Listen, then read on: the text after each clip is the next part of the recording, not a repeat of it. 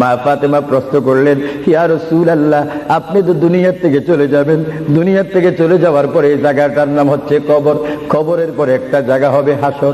এই হাসরের ময়দানে কোটি কোটি উম্মত, মা ব্যতীত, বাবা ব্যতীত, আত্মীয় স্বজন ব্যতীত অসহায় হয়ে মানুষ নফসি নফসি করবে, মানুষ নিজের ঘামে নিজেরা সাঁতার কাটবে।